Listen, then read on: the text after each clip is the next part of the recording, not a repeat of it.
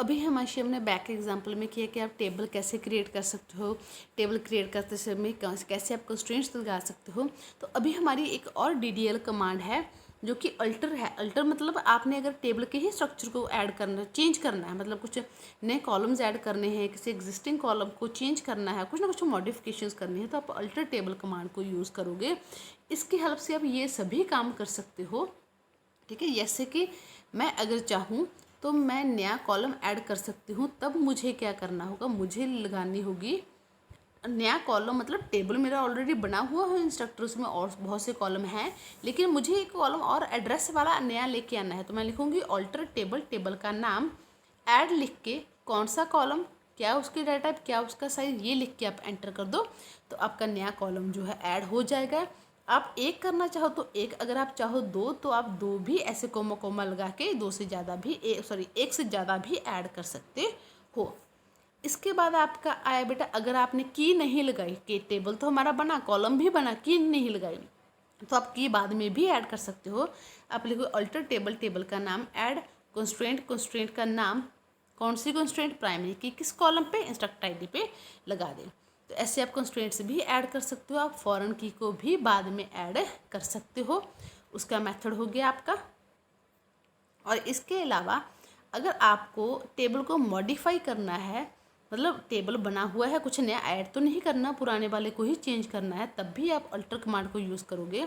आप लिखोगे alter table, table का नाम, अभी ऐड की जगह लिखोगे मॉडिफाई।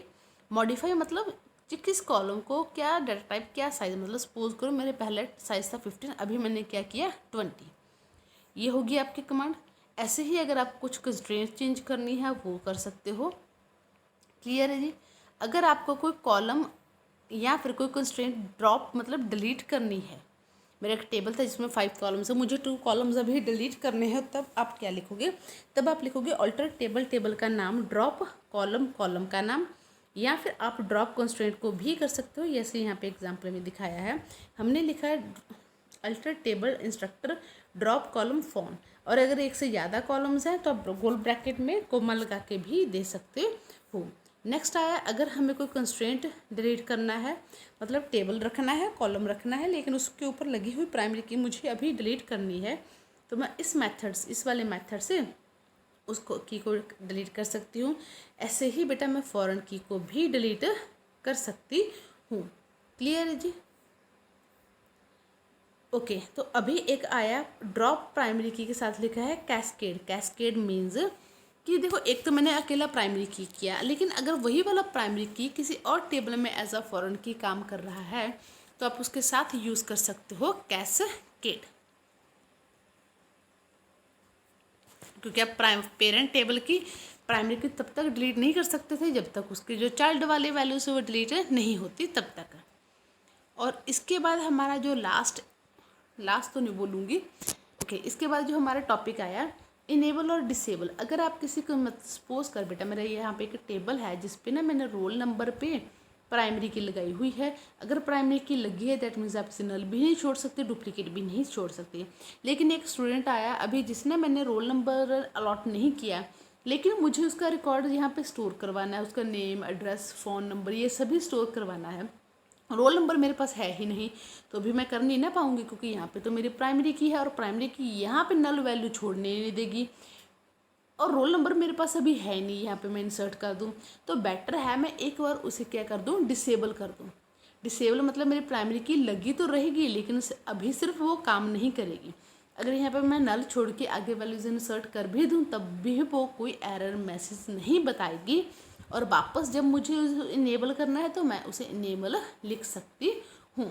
और लास्ट पे आया, अगर आपको पूरा का पूरा टेबल ही डिलीट करना है तब आप लिखोगे ड्रॉप टेबल, टेबल का नाम। ये अभी तक जो हमने की ऑल्टर, क्रिएट और ड्रॉप, ये सभी आपकी DDL कमांड्स थी।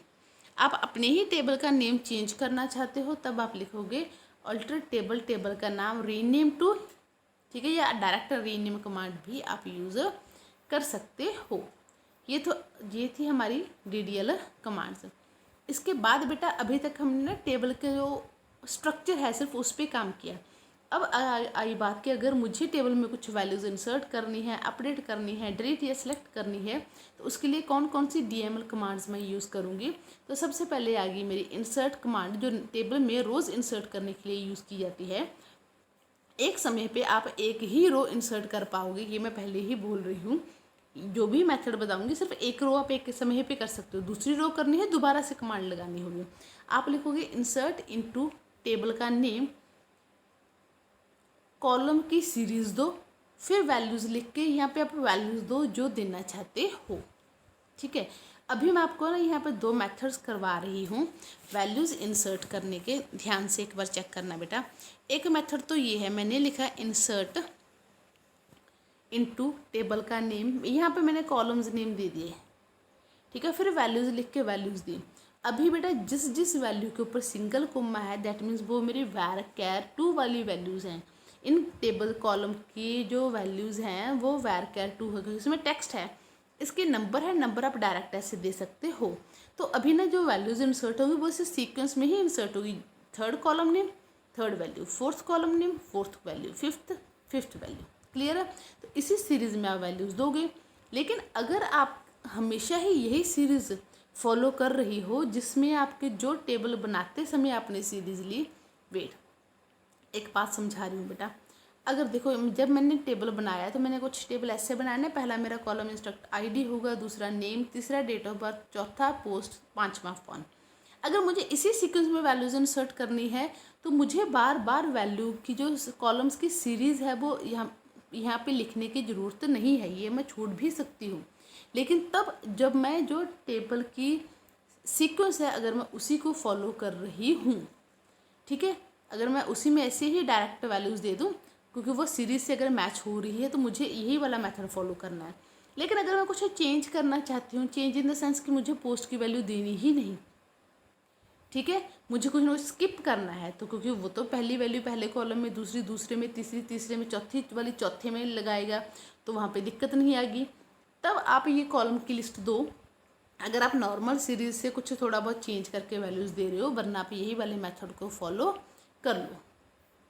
अगर आप अभी तक जो अपने टेबल में वैल्यूज़ इंसर्ट कर दी उन सभी को देखना चाहते हो कि टेबल में कौन कौन सी वैल्यूज़ इंसर्ट हुई है, तब आप लिखोगे select star from table the name.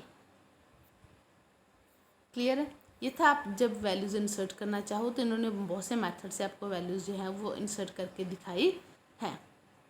Clear है, ओके। देन नेक्स्ट, एक तो आप इसमें डिफ़ॉल्ट भी चेक कर लेना। एक ये वाली बात जो दिखा रही हूँ बेटा, आप ऐसे भी लिख सकते हो 100+3 मतलब एक एक्सप्रेशन भी दे सकते हो, तब वो 100+3 मतलब 103 वहाँ पे स्टोर करके आएगा।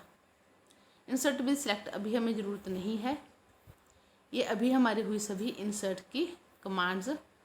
देन नेक्स्ट अगर मैं बात करूँ तो आएगी हमारी अपडेट कमांड। अगर हमें टेबल की रोज़ में कुछ चेंज करना है, जैसे रोल नंबर 1 का अभी फीस 5000 थी, मुझे 10,000 करनी है, ऐसा कुछ काम करना है, आप लिखोगे update table name set column का नेम इक्वल टू जो वैल्यू आप देना चाहते हो। लेकिन इसमें अभी एक नुकसान होगा, मैंने सीधा ही बोल दिया कि सेट सैलरी 10,000। सपोज करो मेरे वहाँ पे 5 एंट्रीज थी, मैंने ये तो नहीं बोला ना किसकी सैलरी 10,000 कर दी, मैंने बोला सेट इंस्ट्रक्टर टेबल में सैलरी हो जाए 10,000, उसने सभी की सैलरी उठा के क्या कर देगा वो 10,000। एक बार आप ये करके देखना। लेकिन अगर मुझे सिर्फ किसी पर्टिकुलर की सैलरी ही चेंज करनी थी तो मुझे वेयर लगाना चाहिए था ना, तो मुझे क्या चाहिए था, मैं लिखूँ वेयर सपोज करो ID इक्वल टू डैश या roll number equals to dash, आप ये लिख सकते थे। जैसे मैं यहाँ पे लिखती update table name set salary equal to 10,000 semicolon लगाए बिना मैं यहाँ पे लिखती where ID equals to 101, means वो उसकी सैलरी 10,000 करे जिसकी सैलरी 101 है।